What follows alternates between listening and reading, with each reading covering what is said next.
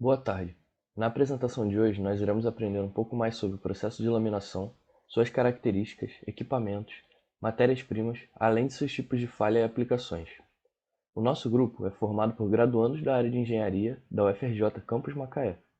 São esses Eric Cedro, Fernanda Rebelo, Gabriel Rezende, Michael Rodrigues e Ian Simões.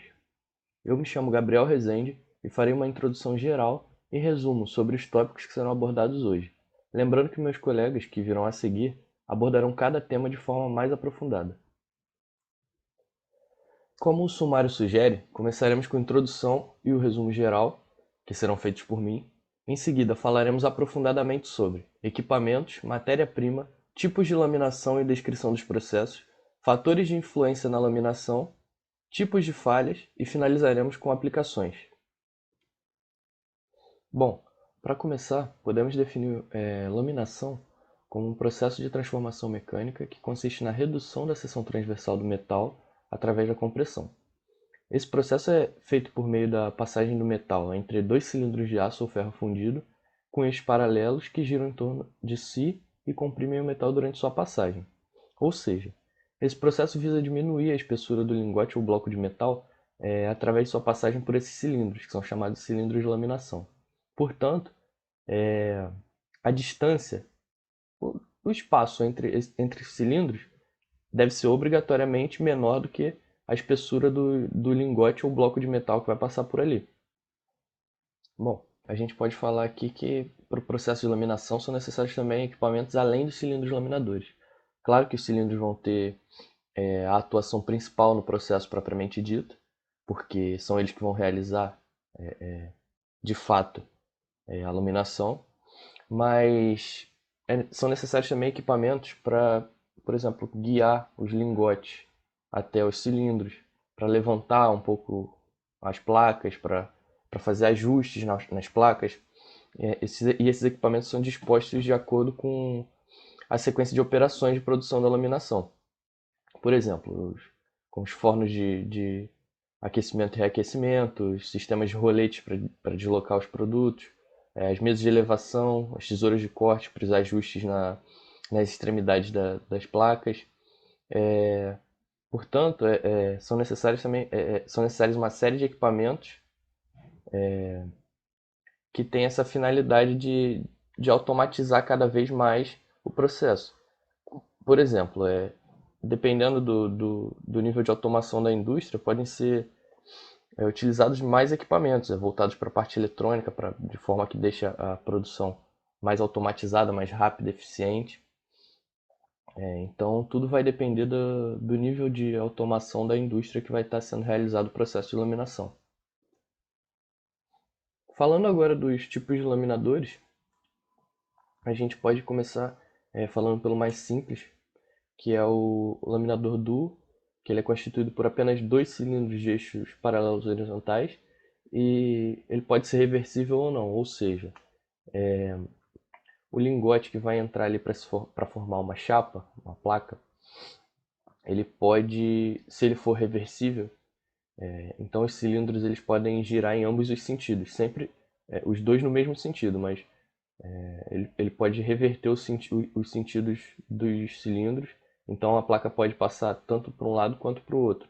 E isso facilita se tiver que realizar laminações repetidas na mesma peça. A gente pode falar também do laminador trio, que ele é constituído por três cilindros que giram no mesmo sentido. O quadro, que é constituído por quatro cilindros, ele é feito para realizar laminações em materiais cada vez mais finos, menos espessos.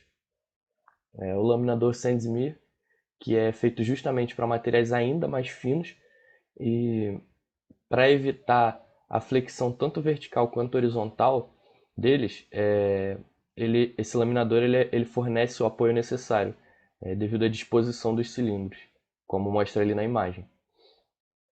E tem também o laminador universal, que dispõe-se de dois pares de cilindros de trabalho com eixos verticais e horizontais. Esse laminador universal ele é mais utilizado para a confecção de trilhos. Existem também outros tipos de laminadores para produção barras em perfil I ou então em perfil U. Depende de como serão dispostos os cilindros laminadores para isso. Lembrando que foram anunciados só os principais tipos de laminadores aqui. Agora falando um pouco sobre os principais tipos de laminação, existem dois processos tradicionais de laminação, que são a laminação a quente e a laminação a frio. A laminação a quente ela é realizada quando o material é aquecido até acima da sua temperatura de recristalização. Isso tem a finalidade de reduzir a resistência à deformação plástica em cada passagem do lingote no laminador e permitir a recuperação da estrutura do metal, para evitar o encruamento. A laminação a frio, ela, ela já é realizada abaixo da temperatura de recristalização, portanto, essa resistência à deformação plástica do lingote no material que está sendo laminado, ela é maior, então tem que ser feito com mais cuidado para não haver trincas e nem falhas no material. Atualmente também a indústria tem utilizado um processo chamado laminação contínua para o alumínio, em que o alumínio é solidificado entre dois cilindros refrigerados internamente por água. Ele elimina a etapa da laminação a quente. Bom, caso a laminação seja realizada de maneira incorreta ou com a produção do material precária, alguns tipos de falhas podem ocorrer durante esse processo, como espaços vazios que podem ocorrer durante a laminação devido à falha na retirada dos gases durante o processo de produção desse material, as gotas, que são chamadas também de gotas frias, que são pingos que solidificam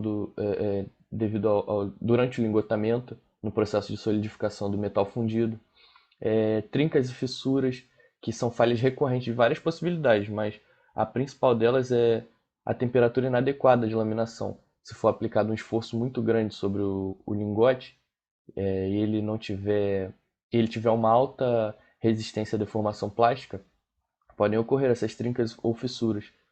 Também dobras e desnivelamento, que ocorrem quando a redução do material é muito grande, criando tensões no material e levando a essa falha. E também o surgimento de carepa, que pode ocorrer na superfície do material se não for tratado adequadamente quando laminado a quente. Bom, e para finalizar, falar um pouco sobre os produtos e aplicações. Os principais tipos de produtos laminados são chapas, planas ou bobinadas, folhas e discos. E esses semi-manufaturados têm diversas aplicações em setores como transporte, em carrocerias para ônibus, por exemplo, equipamentos rodoviários e elementos estruturais.